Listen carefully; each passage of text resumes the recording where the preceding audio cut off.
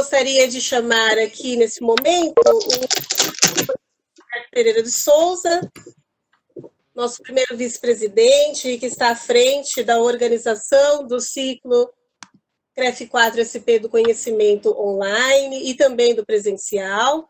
Por favor, professor Pedro, poderia nos dar a gentileza de suas palavras?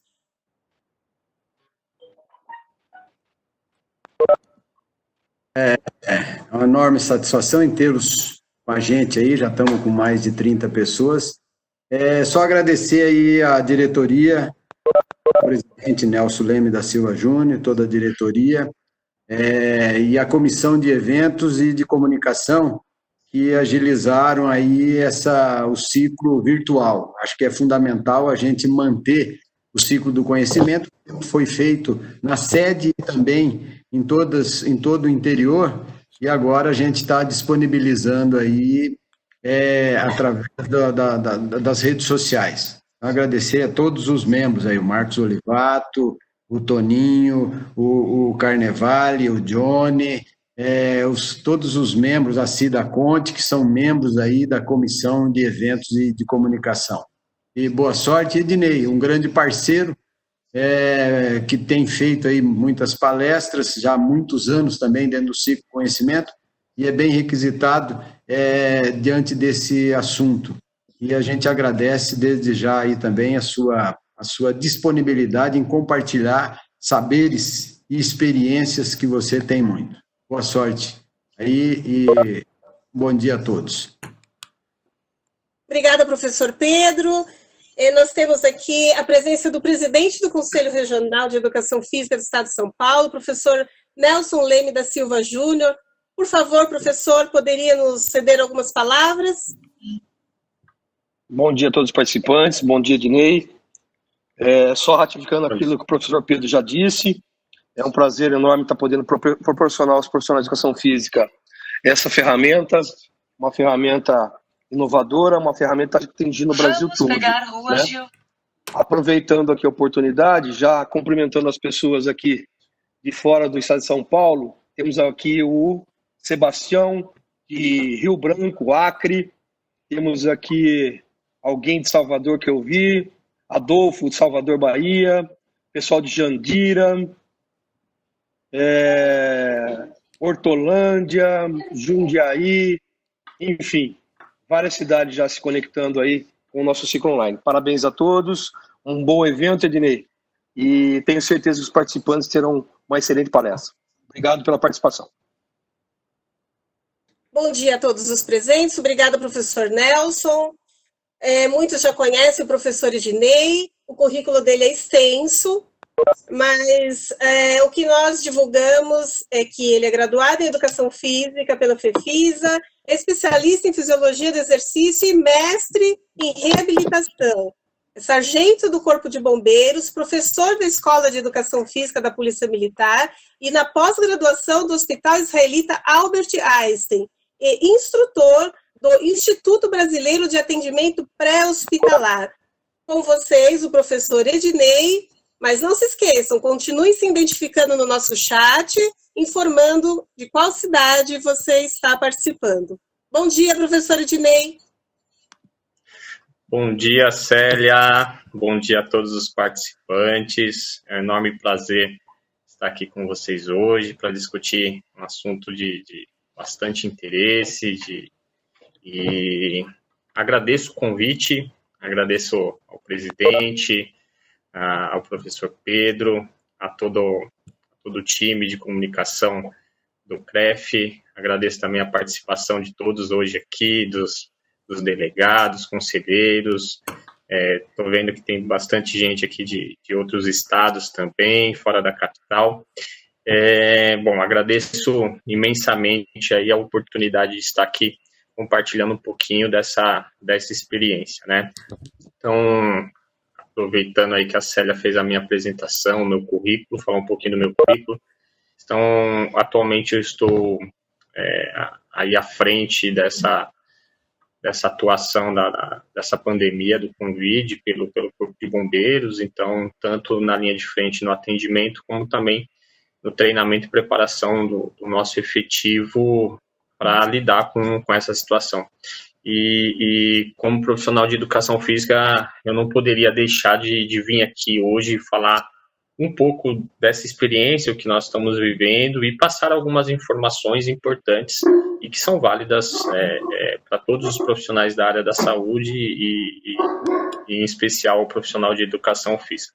Então, hoje o nosso bate-papo ele será voltado a entender um pouquinho o contexto do nosso papel como profissional de educação física diante de uma situação de emergência e entender um pouquinho do que nós temos aí de atualização com relação a alguns procedimentos em específicos do atendimento pré-hospitalar, aí, que é a parte dos primeiros socorros.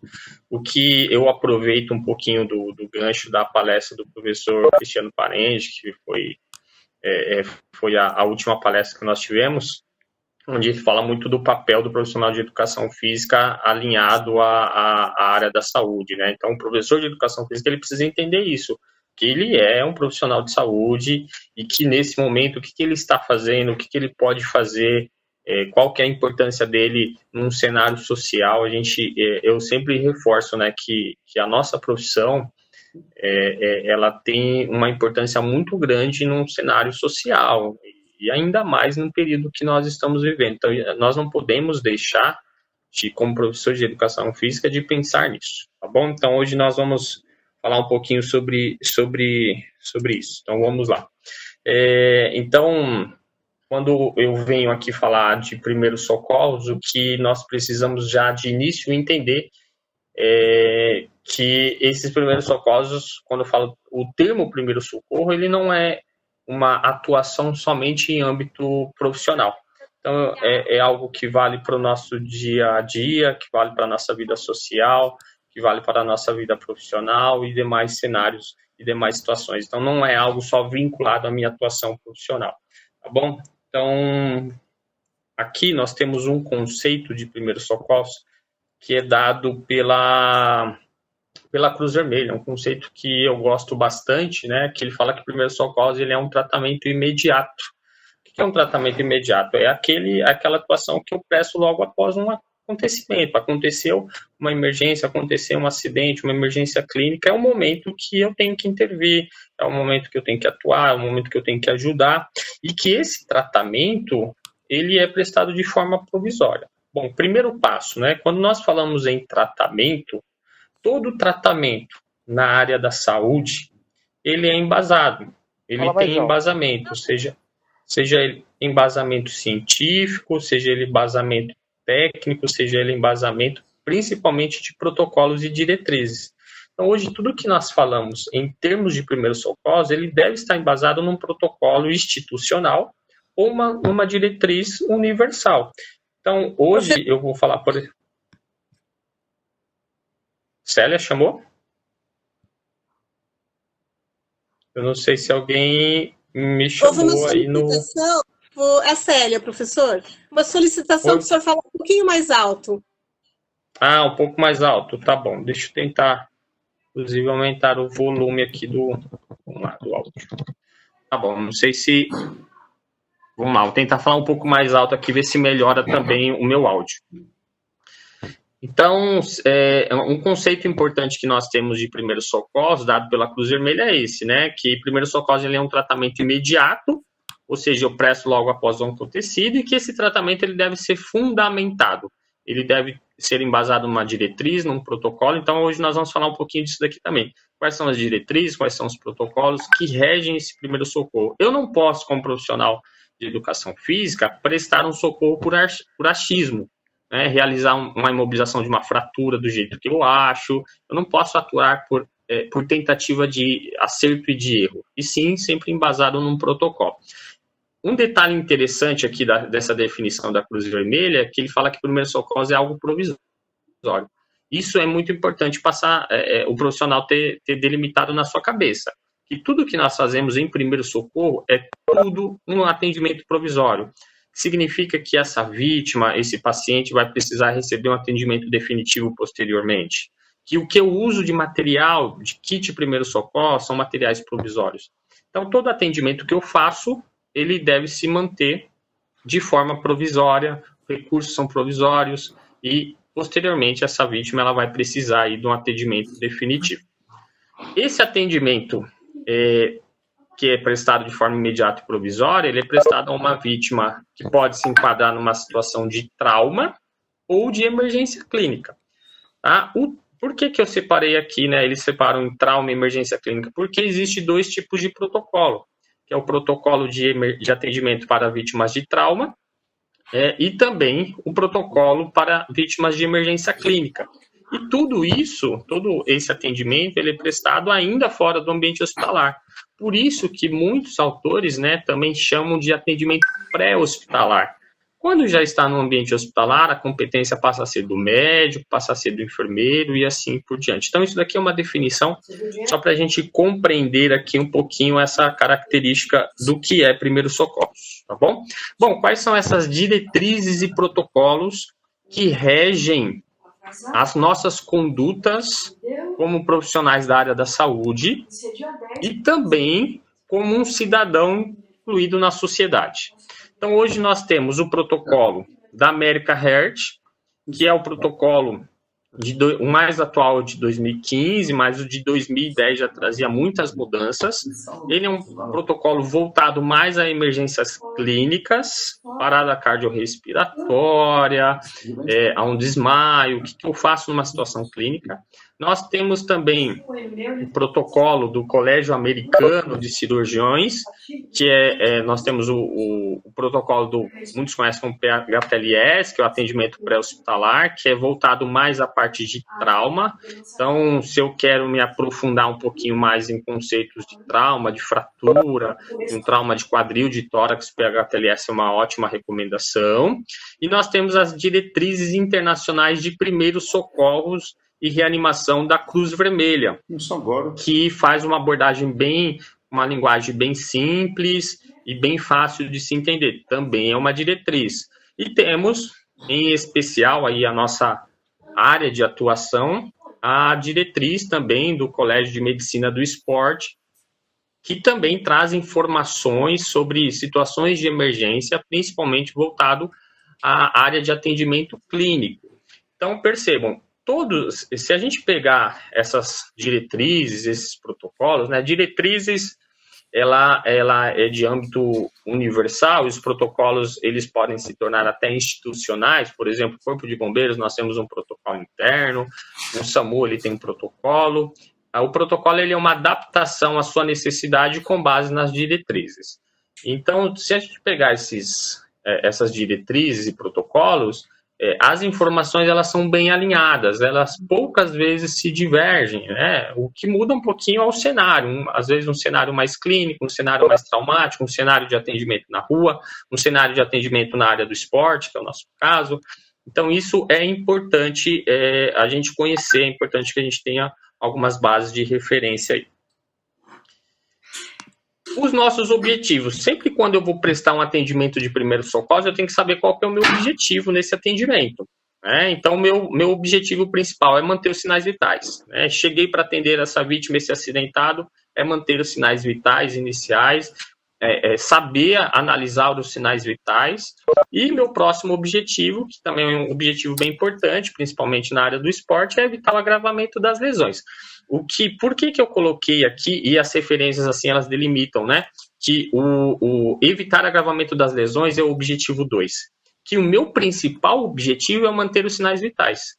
É fazer com que procedimentos de primeiros socorros mantenham frequência cardíaca, movimentos respiratórios, nível de consciência. Essa é a minha proposta inicial. Se isso estiver estável, agora eu vou para o segundo objetivo, que é evitar agravamento das lesões. O que eu não posso fazer é colocar o evitar agravamento das lesões em primeiro objetivo, antes mesmo de manter os sinais vitais. Que é o que eu vou comentar à frente com vocês na situação que muito comum acontecer no Brasil se eu vejo uma vítima, a maioria das pessoas falam o quê? É melhor não mexer. Esse ato de é melhor não mexer, eu preciso tomar muito cuidado. Às vezes a pessoa está em parada cardiorrespiratória, sem sinais vitais, e está todo mundo ao redor dela falando para não mexer. Eu estou preservando uma lesão, mas ela não tem sinais vitais. Ela, em pouco tempo ali, ela vai entrar numa involução, numa situação de óbito, se eu não atender. Então, eu preciso tomar muito cuidado. Sempre, o objetivo principal e primordial é manter sinais vitais. Uma vez que isso está estabilizado, agora eu vou para o segundo objetivo, que é evitar agravamento das lesões. Bom, a importância dos primeiros socorros na atuação esportiva. É importante, realmente, os profissionais de educação física, os profissionais que trabalham com esporte, ele está inteirado, ele conhecer, ele saber como atuar diante de uma situação de emergência. É importante ele saber prestar um socorro. Então, assim, é muito comum a gente fazer esse tipo de pergunta, principalmente nas palestras. É muito comum a gente ouvir que realmente as pessoas consideram isso importante. Quando eu pego um pouco de estatística e levanto aqui número de acidentes por emergências traumáticas, nós sabemos que os acidentes automobilísticos, eles lideram 50% dos traumas. Ele é responsável por 50% das emergências traumáticas. As quedas, em torno de 20% e 21%. E nós temos aqui um detalhe interessante que foi publicado, que é as lutas, 12%, e esporte e recreação, 10%. Bom, se eu somar lutas, esporte e recreação, porque está dentro de um contexto esportivo, isso daqui vai para 22%. E já passa do número de acidentes por quedas. Então, nós podemos considerar que a área esportiva, a área da educação física, ela é a segunda área de maior estatística de traumas, de emergências traumáticas. É a segunda área que precisa realmente de profissionais para prestar primeiro socorro. Acidente automobilístico, quem que presta socorro? É o bombeiro, é o SAMU. E agora, na área esportiva, o bombeiro e o SAMU não está diretamente naquele ambiente. Quem está? São os profissionais de educação física. Então, esse profissional, na minha opinião, e dentro da minha experiência de 20 anos de atuação, eu vejo que é o profissional da área da saúde que mais precisa ter conhecimento em primeiros socorros, porque é ele que, geralmente, ele é a primeira pessoa a se deparar com um acidente na área esportiva. Não é o bombeiro, não é o enfermeiro, não é o médico. Então, nós precisamos refletir a nossa atuação como profissional na área da saúde e entender melhor o nosso papel. Aqui uma pesquisa bem simples que eu desenvolvi aqui, onde eu montei um questionário com 10 perguntas alternativas, onde eu tinha 4 opções de resposta, sendo uma totalmente correta e uma aceitável. Aceitável é aquele procedimento que o profissional ele executa e que não vai trazer comprometimentos e agravamentos de lesões. Bom, esse questionário eu apliquei para 108 profissionais de educação física formado, com mais de 5 anos de atuação e com registro, ok? E nós temos aqui um dado que 108 deles responderam a primeira questão, consideram que o primeiro socorro é importante para a atuação profissional dele. Então, todos concordaram que o conhecimento em primeiro socorro é extremamente importante para a sua atuação profissional. Perfeito. Então, isso eu achei muito interessante. Todos concordam. Só que quando nós fomos para a resposta desse questionário, e essas questões elas foram elaboradas com base em situações clínicas. Então, clínicas assim, traumáticas. Eu coloquei uma situação traumática e o que ele deveria fazer. Durante uma aula de educação física na escola, um aluno tem um sangramento nasal. O que fazer? Durante um esporte de contato, o aluno tem uma fratura de tibia e fíbula. O que fazer? Então, fui fazendo perguntas com esse contexto esportivo. Bom, quais foram os resultados? Vamos lá, vamos ver um pouquinho disso. Olha só. 53% dos profissionais que responderam todo o questionário de forma incorreta. Pessoal, isso aqui é um número muito expressivo. Me chamou muita atenção. Então, 53% responderam de forma incorreta. E eu tive aqui 10% que deixaram todo o questionário em branco. Bom, se eu olhar para um lado subjetivo, né? Por que esse cara deixou o questionário em branco? Será que ele não se sentiu seguro? Ele não quis responder mesmo? Ou ele estava com muita dúvida, preferiu não responder? 12% só responderam ao questionário todo de forma correta. 5% aí responderam de forma aceitável, ou seja, tinha mais ou menos ali 5, 6 questões corretas e os demais incorretas. Então, assim, é algo que nós precisamos refletir, né? Algo que nos chama a atenção, qual que é o nosso papel, qual que é o nosso preparo para atender uma emergência na área esportiva e principalmente no cenário atual que nós estamos falando hoje, que eu vou mostrar alguns números aqui para vocês que nos chamam a atenção, da nossa importância e como nós precisamos estar preparados. Bom, vem a pergunta, né? Diante de tudo isso, quando eu me deparo com um acidente, quando eu me deparo com uma emergência, é muito comum, isso é uma característica muito nossa aqui no Brasil também, usarmos a expressão, é melhor não mexer. Espera o SAMU chegar, espera o resgate chegar, é melhor que a gente não mexa nessa vítima. Bom, mas quando eu uso essa expressão, eu estou pensando no quê? No segundo objetivo, que na verdade é evitar o agravamento da lesão. Mas até em que momento eu sei que essa vítima ela tem sinais vitais, que ela tem batimento cardíaco, movimentos respiratórios, nível de consciência? Eu não me aproximei dela, eu preferi me afastar, isolar, não deixar ninguém mexer, e ela está ali numa situação sem sinais vitais. E quando nós falamos de agravamento das lesões, olha só que interessante. Nós temos uma publicação aqui de uma das maiores referências de trauma, que foi publicada em 2012, que ele fala aqui, ó, que das lesões traumáticas, principalmente lesão de coluna, do total de trauma de coluna, 2 a 3% dessas vítimas têm lesões graves. 2 a 3% dessas vítimas têm lesões que vão ser chamadas de lesões instáveis. E que, por vezes, essas lesões, elas são resultados da própria emergência traumática, do próprio deslocamento de energia do trauma, da intensidade da gravidade desse trauma. Ou seja, por vezes, quando eu fico me preocupando com o agravamento de uma lesão de coluna, essa lesão de coluna ela ocorre numa estatística de forma grave muito baixa, de 2 a 3%, e quando ela está presente, ela foi gerada por uma situação do próprio trauma. E que nós não temos na literatura grandes evidências mostrando que a manipulação de um socorro foi um agente comprometedor ou agravante de uma lesão. Então aqui ele afirma, esse autor afirma que a maioria das lesões medulares é biomecanicamente estável e que a maioria dos poucos pacientes com lesões estáveis na coluna vertebral já terá danos nessa medula, causado pelo próprio acidente.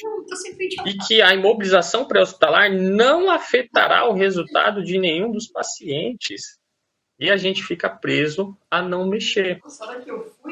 Eu já cheguei em cenários de atendimento de ocorrências. Eu lembro de um fato até hoje, de uma vítima de acidente de trânsito, condutor de motocicleta, caído no leito carroçável, na guia, um dia de chuva, e ele estava com a face, ele ficou inconsciente, estava com a face voltada para a guia. Só que nesse dia estava chovendo muito, muito, muito. Bom, resultado final dessa ocorrência, ele entrou em parada cardiorrespiratória e o que acabou acontecendo foi que ele teve um afogamento, né? Ele acabou tendo uma emergência de afogamento e entrando em óbito por afogamento. Mas por quê? Porque as pessoas ficaram ao redor tentando preservar a lesão de coluna dele, que ele não teve. Então, nós precisamos tomar muito cuidado com esse ato. Não mexer, não mexer. É melhor eu estar preparado e saber, pelo menos, fazer o básico. O que é o básico? Né? Vamos lá. Bom, olha só o que a Sociedade Brasileira de Cardiologia ela fala que uma diretriz de 2019.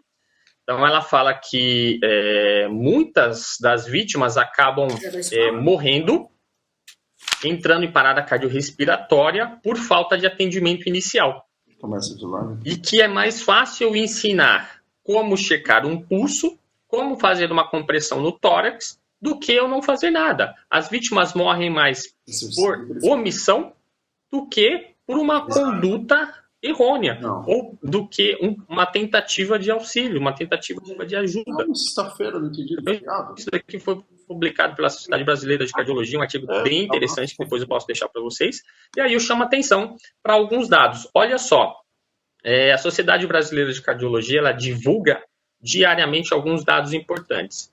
Quantas paradas cardíacas nós temos em média por ano, né? Mais de 380 mil paradas por ano.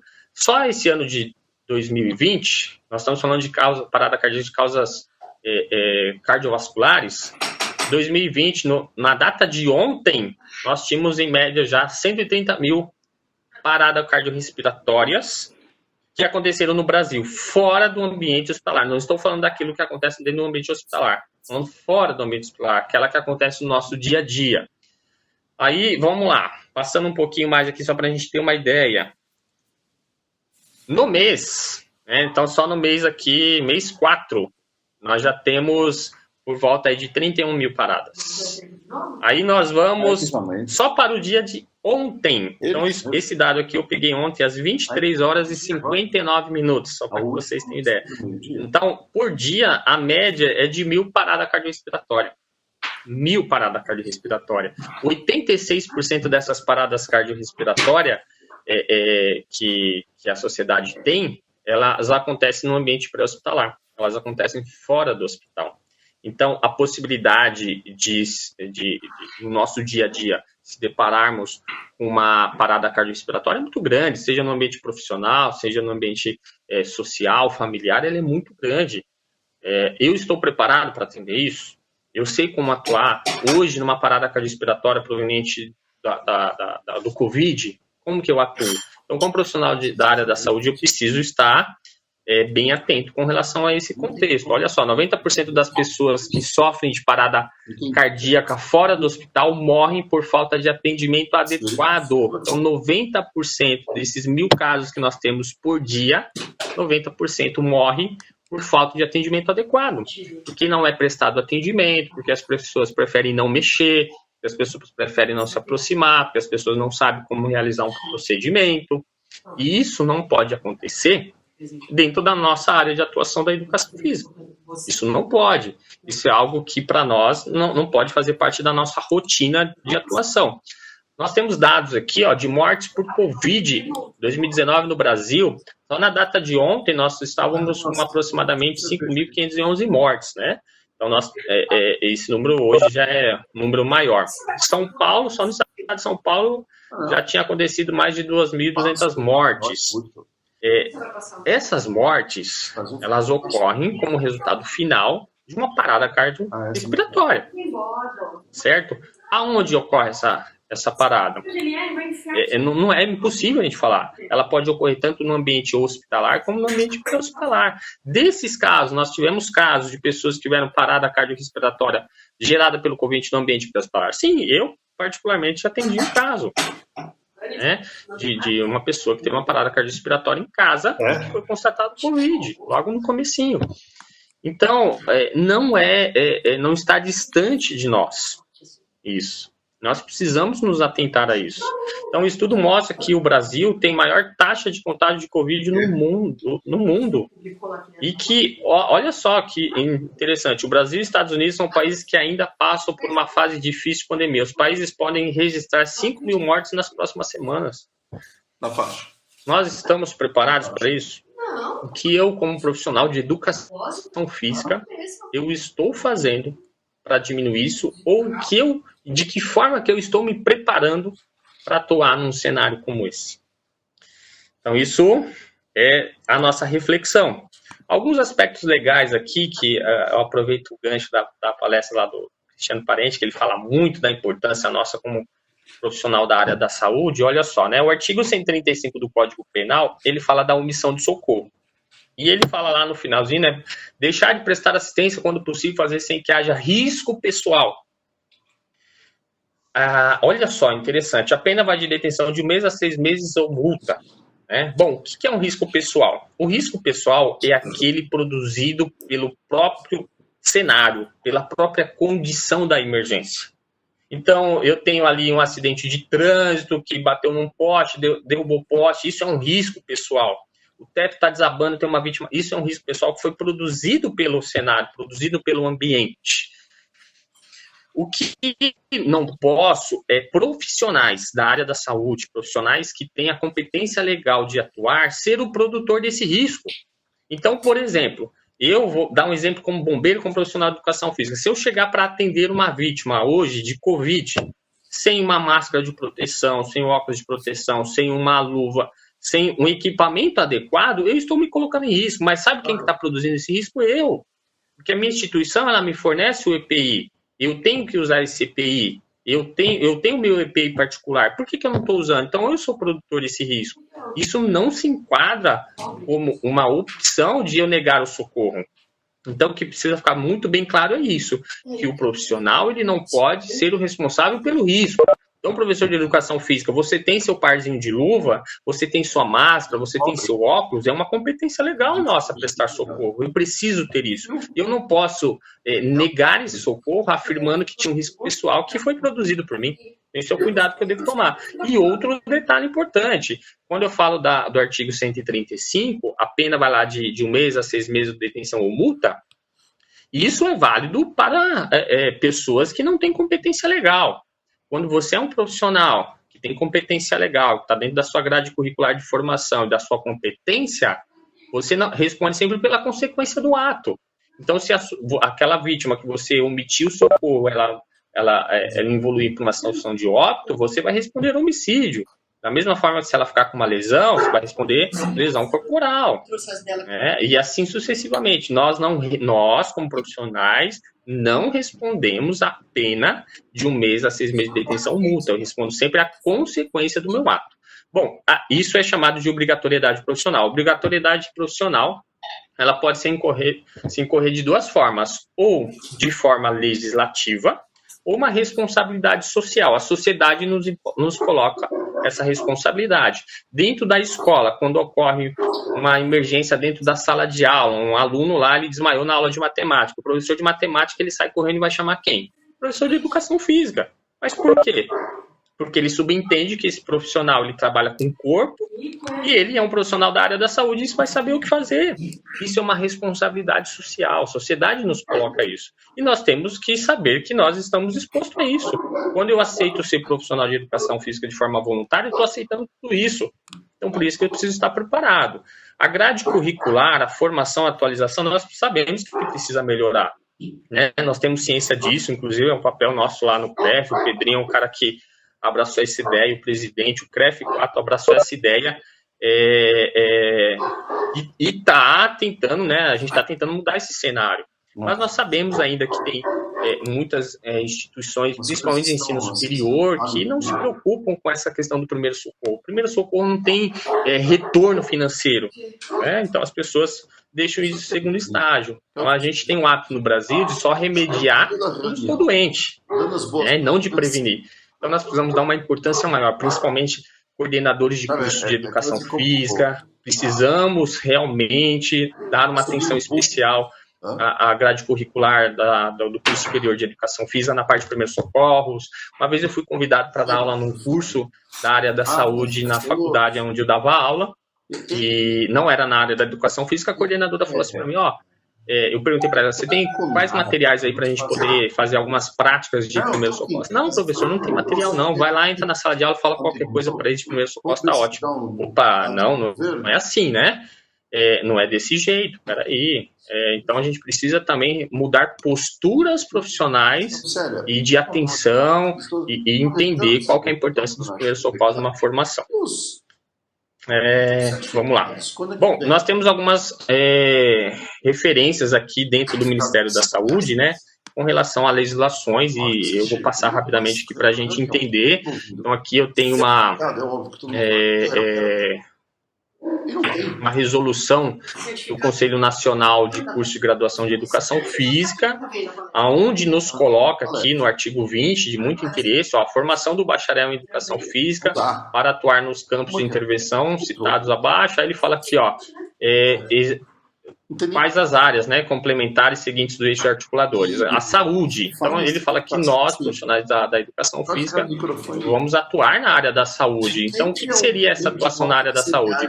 Políticas e programas de saúde, atenção básica, atenção secundária, atenção terciária, saúde coletiva, sistema Uma coisa que o tempo todo estão pedindo. de saúde, dimensões e implicações biológicas. Bom, então, olha só, nós temos uma expansão muito grande de atuação na área da saúde. E quando nós falamos aqui de atenção básica, atenção terciária, o que seria isso, né? Bom, atenção básica. Então, Atenção à saúde. Os profissionais de saúde, dentro do seu âmbito profissional, devem estar aptos a desenvolver ações de prevenção, promoção, proteção e reabilitação da saúde. Vamos lá, profissionais, professores. Primeiro socorro não está dentro desse contexto? não, sério. Primeiro socorro ele entra tanto dentro da área da prevenção de lesões secundárias, de agravamentos, promoção, porque eu posso permitir que com um primeiro socorro adequado essa minha vítima ela retorne mais rápido às suas atividades diárias ou atividades esportivas. Eu protejo e evito que lesões mais simples possam se tornar lesões mais graves. Olha só, primeiro socorro se enquadra dentro de tudo isso. Então, é algo que a gente precisa refletir sobre a nossa atuação aí. Aqui, a resolução do Conselho Nacional de Saúde, que, na verdade, nos enquadra aqui como quais são os profissionais da área da saúde, e ele coloca aqui, ó, o item 4, profissionais de educação física. Então, tem assistentes sociais, biólogo, biomédico, enfermeiro, médicos, farmacêuticos, e aqui está aqui, ó, profissionais de educação física. Nós somos profissionais da área da saúde. Então, não adianta negar e se omitir com relação a essas condutas, porque nós estamos inseridos nesse contexto do Conselho Nacional de Saúde e assim vai. Aqui, com relação à nossa obrigatoriedade profissional. Então, olha só, a Lei 13.722 de 2018 torna obrigatória a capacitação em noções básicas de primeiros socorros de professores e funcionários de estabelecimentos de ensino público e privados de educação básica e estabelecimentos de recreação infantil, que é basicamente a Lei Lucas, que traz a obrigatoriedade da nossa preparação, da nossa formação em termos de primeiros socorros, e que esse primeiro socorro ele é voltado à área de atuação que você tem. Então, qual a faixa etária do seu público? Então, eu vou ter uma coletânea de informações de primeiros socorros específicas a isso, bem como o parágrafo 2º, ele traz aqui a necessidade da disposição de kit de primeiros socorros nesses ambientes profissionais. Então, olha só, então eu tenho que estar preparado e ainda eu tenho que ter recursos adequados para isso. Então, se eu ficar falando de legislação aqui, só eu consigo mostrar um monte. Aqui no estado de São Paulo, por exemplo, nós temos a instrução técnica do Corpo de Bombeiros, que fala que todo estabelecimento que presta serviço, todo estabelecimento comercial, academia, clube, entre outros, tem que ter a formação da brigada, e que a formação da brigada exige lá a preparação em combate a incêndio, planos de emergência e também primeiros socorros. Então, tem várias legislações que falam isso, né? Aqui fala essa legislação para que eu tire lá o auto de vistoria do Corpo de Bombeiros, eu tenho que ter aprovado lá, o alvará aprovado, eu tenho que ter a formação de pelo menos algumas pessoas ali profissionais que tenham competência em primeiros socorros, em combate a incêndio, a plano de ação de emergência. Então, assim, legislações nós temos várias. Olha só, essa IT 17, junto com a BNT, ela fala aqui, ó, que todo espaço de cultura física, enquadra lá, sala de ginástica, academias, esportes coletivos, eu tenho que ter lá pelo menos de 1 a 2 profissionais treinados em primeiros socorros, combate a incêndio e saber lidar com um plano de emergência, elaborar um plano de emergência.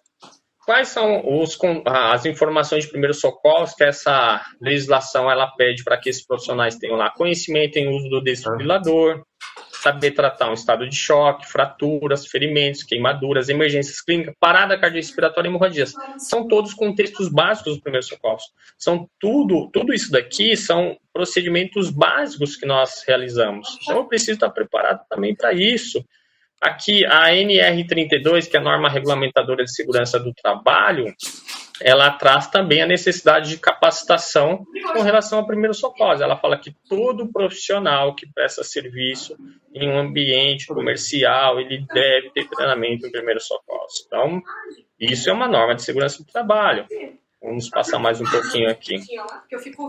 Aí eu tenho aqui a NR7, que é uma norma regulamentadora do trabalho também, que fala da obrigatoriedade de ter um kit de primeiros socorros. Ou seja, toda instituição profissional, todo ambiente profissional tem que ter um kit de primeiros socorros, seja ele academia, seja ele clube, independente, tem que ter um kit de primeiros socorros. Pessoal, eu sei que tem muito mais legislações. Procurei colocar as principais aqui, dar uma passada só para a gente chegar no nosso objetivo lá, que é reforçar essa importância, né? Sabemos que temos legislações, inclusive, muito mais atualizadas, principalmente a IT17 aí, que já foi atualizada. Eu estou pegando um histórico de legislação aqui só para a gente entender como que é, desde quando nós temos essa competência e que muitos desacreditam, né? Quantas vezes eu já ouvi falar que a gente, como profissional de educação física, não tem obrigação de prestar primeiro socorro. Peraí. Então, olha só um histórico que nós temos aí, históricos de muito tempo atrás, tá? Então, vamos lá. Passando um pouquinho aqui, uma lei também do Ministério da Saúde, de 2005, fala da necessidade de treinamento de primeiros socorros para todo profissional de educação física e a presença de desfibriladores nas academias. Então, já tem a legislação de desfibrilador, inclusive, nós temos legislações que são, inclusive, estaduais também. Então, você, dentro do seu estado, precisa conhecer a legislação estadual sobre o uso e emprego do desfibrilador aí no seu ambiente de trabalho. Bom, infelizmente, né, tudo isso se tornou muito mais evidente e muito mais necessário após a morte do jogador Serginho do São Caetano, em 27 de outubro de 2004. Infelizmente, teve que acontecer essa fatalidade para algumas normas e algumas legislações mudarem. Então, isso daqui, infelizmente, aqui, né, nós falamos que nós temos um hábito na nossa sociedade de só, né, remediar depois que já está doente, então de criar medidas de prevenção depois que acontecer um fato como esse. Infelizmente, então, foi uma das situações aí que fez esse cenário mudar um pouquinho. Bom, todo dia, se a gente procurar nas redes sociais, se a gente pesquisar, a gente vai achar emergências clínicas ou traumáticas que ocorrem na área esportiva, na área da educação física. O menino morre após engasgar com cachorro quente em passeio escolar. Foi o caso do responsável pela mudança aí, né, e alteração e criação da Lei Lucas. Então, teve que acontecer uma fatalidade para isso mudar. Então, criança morre após acidente de aula de educação física em escola, Nova Venécia. Então, se a gente pegar aqui imagens na área esportiva, a gente acha todo dia. Para quem acha que isso está distante de nós, não é assim, né? Nós temos aqui algumas informações aqui que a gente traz do nosso CREF São Paulo, de algumas emergências que geraram situações administrativas no Conselho de Ética. Então, aqui temos ocorrências de 2002, 2003, 2009, óbito, natação, aula de academia. Então, assim, essa estatística, né, na verdade, só para a gente entender que isso não está distante de nós. Para quem acha que isso nunca vai acontecer comigo, nunca vai acontecer na minha atuação profissional, no meu ambiente social, eu preciso refletir sobre tudo isso. Bom, aí vem aqui a pergunta. Você, profissional de educação física, está preparado para um cenário que estamos vivendo dessa pandemia? Você sabe atender uma vítima diante desse cenário? Será que ela pode estar contaminada com Covid? Qual que é a minha atuação? Vamos falar um pouquinho disso. Você conhece o que é o Covid-19? Como profissional de educação física, você conhece um pouco da fisiopatologia do Covid-19? Como que está a nossa epidemiologia dessa doença hoje, principalmente no cenário? Quais são as medidas preventivas que eu tenho que ter? Como atuar durante uma emergência com paciente com Covid-19? Qual o hospital que eu devo socorrer? Tudo isso daqui é uma reflexão. Preciso, como profissional de educação física, um profissional de saúde, estar inteirado sobre isso daqui. Eu tenho um papel social com relação a isso daqui. Eu tenho um papel profissional com relação a isso daqui que eu preciso refletir muito bem. Com relação aos equipamentos de proteção individual, estou preparado? Eu tenho meu kit de primeiros socorros, eu tenho minha luva, minha máscara de proteção, meu óculos de proteção. Hoje eu posso adquirir um avental descartável como esse, uma máscara chamada de full face, que protege toda a face. Pessoal, é importante. Quando nós falamos de kit de primeiros socorros, eu também preciso ter essa preparação para atuar. Eu preciso ter um kit de primeiros socorros, eu preciso estar preparado. Um kit como esse, pessoal, a gente não vai gastar muito, né? Não vamos passar de R$50 para comprar um kit desse.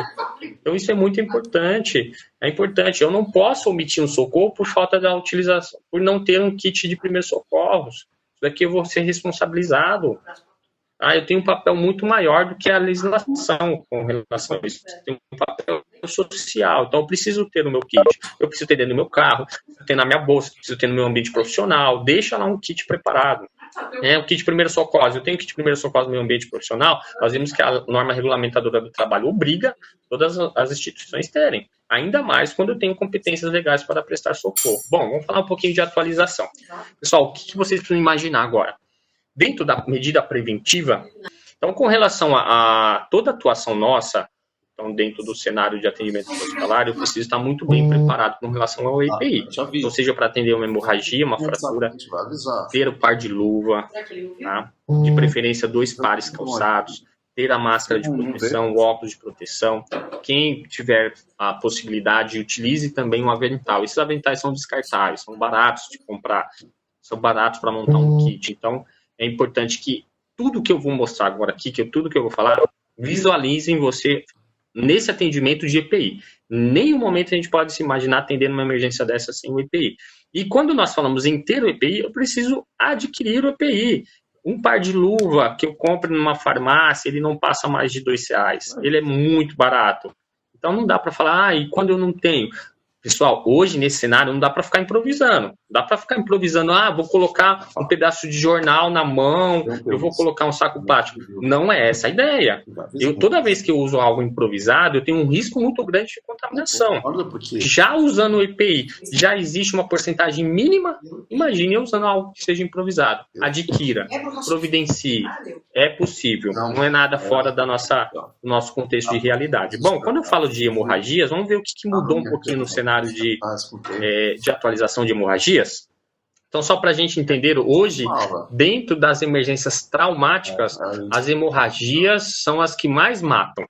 Quem mata primeiro? É problema de vias aéreas, mas o que mais mata em quantidade são as hemorragias. Então, hoje, um profissional da área da saúde, de emergência, um profissional da educação física, precisa ter noções, pelo menos, básicas e essenciais como atender uma hemorragia. As estatísticas é muito grande. Bom, as hemorragias, elas são separadas em arteriais, venosas e capilares, sendo as arteriais aquelas muito mais graves, que nós chamamos de hemorragias maciças.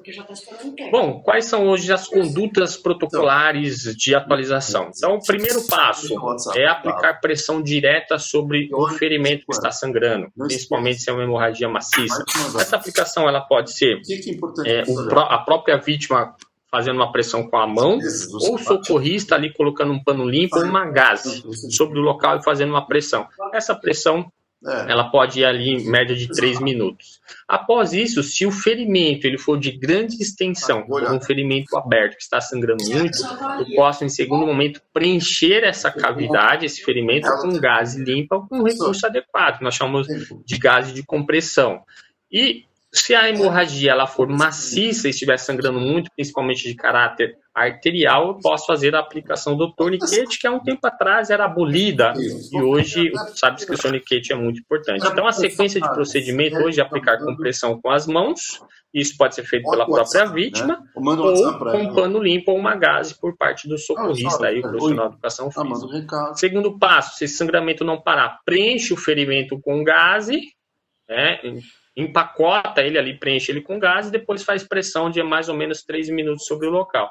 O ferimento ainda não parou, aí o próximo é empregar o torniquete. Se eu observar que esse sangramento ele é muito maciço, já logo na minha chegada, eu presenciei que está sangrando muito, e o sangramento está acompanhando os batimentos cardíacos, está jorrando longe, eu já posso inicialmente aplicar o torniquete sem antes passar pelas situações de compressão arterial. Aplico o torniquete direto para evitar essa grande perda de sangue aí. A pressão direta, então, ela pode ser feita com a gaze, importante que o socorrista seja de luvas, e ele faz uma pressão aí por aproximadamente 3 a 4 minutos. Se ela não parar, aí ele vai para um segundo passo. Preenchimento. Hoje, nós não colocamos só a gaze por cima, se o ferimento é muito grande. Hoje, a ideia é você colocar gaze dentro do ferimento, principalmente em lesões muito grandes e profundas. Coloca lá dentro, porque essa gaze vai entrar em contato com aquela artéria que está rompida, que ela está sangrando, e vai tentar fazer um processo ali de estancamento. E o mais atual aí que nós temos é o uso do torniquete. O torniquete hoje ele voltou com uma potência muito grande, principalmente com embasamento científico, e mostra os seus bons resultados. Então, ele é uma ferramenta utilizada, ele é empregado, principalmente para hemorragias maciças, já no primeiro momento. Uma vez que eu aplico o torniquete, eu devo anotar o horário também de aplicação, porque, em média, um torniquete no pré-hospitalar, fora do hospital, ele pode ficar entre 120 a 150 minutos. O torniquete, ele é aplicado de 4 a 5 centímetros acima da lesão. Então, eu tenho uma lesão aqui, 4 a 5 centímetros acima, eu posso aplicar o torniquete. Só não posso aplicar em articulações, porque aí eu não tenho como comprimir a massa ali, eu não tenho como comprimir a parte muscular. Pessoal, acho que esse é o momento mais importante da nossa aula aqui, né, da nossa palestra. Olha só, então a American Heart, ela recomenda que a gente atue dessa seguinte forma, que eu reconheça a parada cardiorrespiratória, inicie as compressões, ok? Use o desfibrilador e acione o serviço de emergência, tá? Lógico que esse serviço de emergência foi acionado lá no começo, e quando ele chega, ele faz o transporte. O que é importante, né? Esse passo aqui das compressões. Então, hoje, dentro do cenário do COVID, se a gente fosse falar da reanimação cardiopulmonar do método convencional, iria realizar compressões, abrir as vias aéreas e ventilar essa vítima, com a pocket mask e a ventilar. Hoje, só para a gente entender quais são as orientações, olha só, nós temos diversas referências publicadas agora em 2020 sobre a atuação da RCP no cenário do Covid-19. Olha só que interessante. Objetivo: maior chance de sobrevida para a vítima, com menor risco para a equipe ou para aquele que está prestando socorro. Hoje é o papel principal de uma atuação de RCP ou reanimação cardiopulmonar numa vítima de Covid. Conceitos e fundamentos importantes. Alta taxa de transmissão de Covid durante a reanimação cardiopulmonar. Isso eu preciso entender. Uma vítima em parada cardiorrespiratória, ela tem uma alta taxa de transmissão. Então, por isso que é muito importante eu estar usando o EPI. Reduzir a exposição dos profissionais. Estou fazendo RCP numa vítima hoje, a ideia é que você afaste todo mundo, deixe o mais distante possível, porque aquele momento é um momento de risco, de muita transmissão. Então, afaste as pessoas que estão ao redor, não deixe muita gente aglomerada nesse cenário.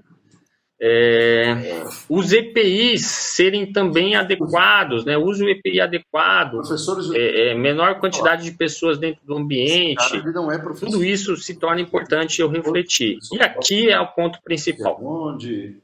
Eu estou preocupado aqui com o meu áudio, que às vezes fica me dando um sinal ruim aqui, não sei se vocês estão me ouvindo, qualquer coisa vão me avisando. A Abramed, que é a Associação Brasileira de Medicina de Emergência, ela publicou agora recentemente uma recomendação para não usar método boca a boca ou uso de máscara de proteção para fazer RCP, para fazer reanimação cardiopulmonar. Hoje, então, nós não ventilamos uma vítima de parada cardiorrespiratória, eu não faço boca a boca nem uso de pocket. Por quê? Porque o risco de contaminação ele é muito grande. Hoje eu só vou fazer compressões no centro do tórax. Quando vai mudar isso, Dinei? Não sabemos. Hoje, a partir dessas publicações da Sociedade Americana de Coração e da Abramed, nós, no Primeiro Socorros, fazemos somente compressões, ok? Principalmente com profissionais da área da saúde também. Então, a depender do local e do momento, sempre suspeite que essa vítima que você encontrou em parada cardiorrespiratória seja uma vítima contaminada pelo Covid. Risco aumentado por falta de EPIs, RCP em adulto. Eu vou realizar somente compressão no tórax, certo? Eu não uso máscara de proteção ventilatória. O que eu vou fazer? Aqui na próxima imagem, olha só. Então, qual que é a recomendação hoje da American Heart? Acione o serviço de emergência, 192 193. Se equipe, coloque o seu EPI e coloque uma máscara facial de proteção da vítima. A vítima está em parada, está lá caída solo, você vai e coloca uma máscara nela, e aí sim, na sequência, você começa a fazer as compressões. Por quê? Para que você não ventile ela, não tenha contato, e que durante as suas compressões, esse refluxo de ar que volte não contamine também aquele ambiente. Por isso que é importante colocar a máscara em você, socorrista, e a máscara na vítima também, tá certo? Não ventila e a vítima tem que estar com máscara também. Então isso daqui eu vejo que é o ponto mais importante do nosso bate-papo, tá bom? As equipes de emergência, então, hoje no nosso dia a dia na rua, hoje, SAMU, bombeiro, estão trabalhando com uma grande gama de recursos de EPI, e aqui percebo que a vítima, ela está com plástico cobrindo a face dela e o tórax também como uma medida de prevenção. Então, reforço a ideia, máscara para o socorrista, para você que vai fazer RCP, reanimação cardiopulmonar, e máscara na face da vítima também, acione o serviço de emergência. O uso do desfibrilador, ele continua normal, tá bom? Não mudou nada. Então, quem tem o desfibrilador na academia, no clube, vai fazer. Quanto tempo eu faço de compressão ali, Ednei? 2 minutos direto. Não. A cada final de 2 minutos eu checo o pulso e vejo se essa vítima voltou ou não. Isso até que momento? Até o recurso lá do SAMU, do bombeiro chegar. E vou fazendo. Só compressão durante 2 minutos, checo o pulso. Compressão 2 minutos, checo o pulso. Voltou, paro. Não voltou, aguardo o serviço de emergência. Máscara facial na vítima, socorrista bem preparado e não faço ventilação boca a boca na minha vítima. Tá bom? Aqui, ó, bom, nada mudou no contexto de posição, de aonde fazer as compressões, no centro do tórax, terço inferior do tórax, continua da mesma forma. Posso continuar usando o desfibrilador automático, não tem problema nenhum. Quem tem treinamento, utilize. E o que é importante aqui, ó, é só reforçar que conforme a faixa etária da minha vítima, o meu método muda. Então, por exemplo, se eu tenho adulto, o adulto eu uso as 2 mãos para fazer compressão no centro do tórax. Se for uma criança, eu uso uma, ou dependendo do tamanho dessa criança, pode ser até as 2 mãos. E no caso do bebê recém-nascido, eu uso os 2 dedos. Em nenhum caso eu vou ventilar.